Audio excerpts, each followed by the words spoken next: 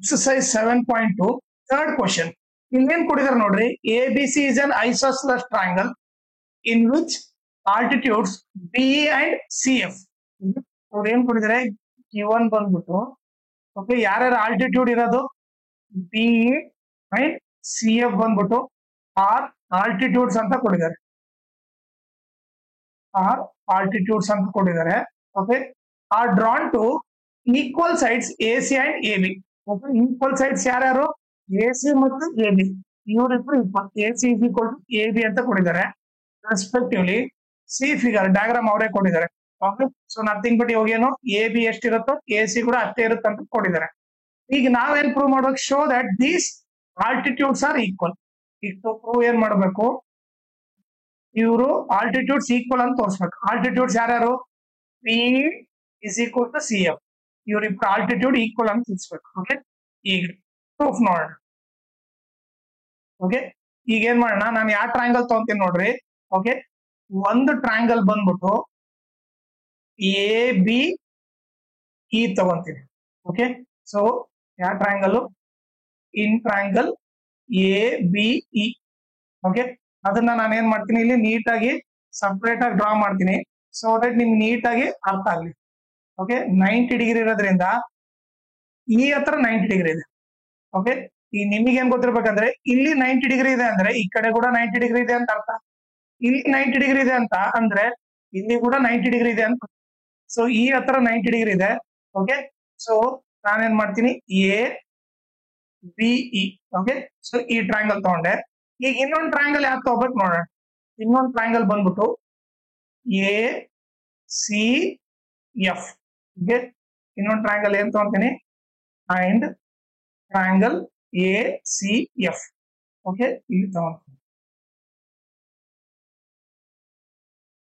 ಈಗ ನೋಡಿದ್ರೆ 90 ಡಿಗ್ರಿ ಎಲ್ಲಿದೆ, F ಹತ್ರ ಇದೆ. ಸೊ F ಇಲ್ಲಿ ಬರೀತೀನಿ.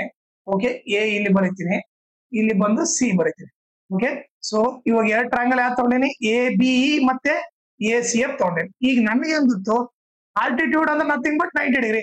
ಸೊ ಏನ್ ಬರೀಬಹುದು, angle AEB is equal to angle AFC is equal to 90 degree. ಇದು ಬಂದ್ಬಿಟ್ಟು ಗಿವನ್. ಯಾಕಂದ್ರೆ ಆಲ್ಟಿಟ್ಯೂಡ್ ಅಂದ್ರೆ ಮೀನಿಂಗ್ ಏನು, ಆಂಗಲ್ 90 ಡಿಗ್ರಿ ಅಂತ ಅರ್ಥ. ಸೊ ಅದಕ್ಕೆ 90 ಡಿಗ್ರಿ ಬರ್ದೆ. ನೆಕ್ಸ್ಟ್ ಈಗ ನೆಕ್ಸ್ಟ್ ಏನ್ ಬರಿಬೇಕು, AC is equal to AB ಅವರೇ ಕೊಟ್ಟಿದ್ದಾರೆ. AC is equal to AB. Okay so ಇದು ನಥಿಂಗ್ ಬಟ್ ನೀವೇನ್ ಬರಿಬಹುದು, AB is equal to AC ಕೂಡ ಬರಿಬಹುದು. ಓಕೆ ನಾನೇನ್ ಬರ್ತೀನಿ, AB is equal to AC ಬರ್ತೀನಿ. ಇದು ಕೂಡ ಏನು ಗಿವನ್. ಓಕೆ ಈಗ ಉಳ್ದಿದ್ ನೋಡ್ರಿ, ಉಳ್ದಿದ್ ನೀವು ನೋಡಿದ್ರೆ ಈಗ ಈ ಟ್ರಯಾಂಗಲ್ ಅಲ್ಲಿ ಓಕೆ ಆಂಗಲ್ ನೋಡ್ರಿ, ಆಂಗಲ್ A ಇಲ್ಲಿದೆ. ನಾನೀಗ ABE ಈ ಟ್ರಯಾಂಗಲ್ ತಗೊಂಡ್ರು ಆಂಗಲ್ A ಇಲ್ಲೇ ಬರುತ್ತೆ.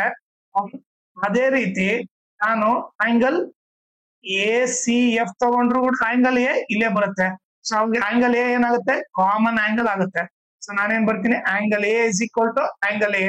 ಇದು ಬಂದ್ಬಿಟ್ಟು ಏನಾಗುತ್ತೆ, ಕಾಮನ್ ಆಂಗಲ್ ಆಗುತ್ತೆ. ಓಕೆ ಸೊ ಈಗ ನೀವು ನೋಡಿದ್ರೆ ಈಗ ನಾವು ಈ ಆಂಗಲ್ ತಗೊಂಡ್ರಿ. ಸೊ ಏನಾಯ್ತು, ಇದು ಆಂಗಲ್ ಆಮೇಲೆ ಸೈಡ್ ಬಂದಿದೆ. ಸೊ ಯಾವ ರೂಲ್ ಅಪ್ಲೈ ಮಾಡ್ಬೇಕು, AAS angle side. Okay so ಅದನ್ನ ಅಪ್ಲೈ ಮಾಡ್ಬೇಕು.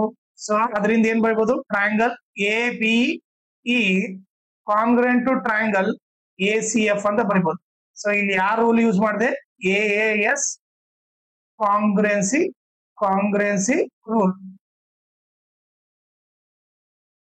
ಓಕೆ ಈಗ ಕಾಂಗ್ರೆಂಟ್ ಅಂದ್ರೆ ಏನು, ಎಲ್ಲ ಕರೆಸ್ಪಾಂಡಿಂಗ್ ಸೈಡ್ಸ್ ಈಕ್ವಲ್ ಇರಬೇಕು. ಸೊ ನಾವು ಒಂದ್ ಸೈಡ್ ಯಾವ್ದು ತಗೊಂಡಿವಿ, ಆಲ್ರೆಡಿ ಒಂದ್ ಸೈಡ್ ಬಂದ್ಬಿಟ್ಟು AB is equal to AC ಅಂತ ತಗೊಂಡ್ಬಿಟ್ಟಿವಿ. ಇನ್ನೊಂದ್ ಎರಡ್ ಸೈಡ್ ಯಾವ ಈಕ್ವಲ್ ಇರ್ತದೆ, AE is equal to AF ಬರಿಬಹುದು. ಒಂದೇನು AE is equal to AF ಬರಿಬಹುದು. ಇನ್ನೊಂದ್ ಏನ್ ಬರಿಬಹುದು, BE is equal to CF ಅಂತ ಬರಿಬಹುದು. BE is equal to CF ಅಂತ ಬರಿಬಹುದು. ಯಾಕಂದ್ರೆ ಮೂರು ಸೈಡ್ಸ್ ಈಕ್ವಲ್ ಇರಬೇಕು.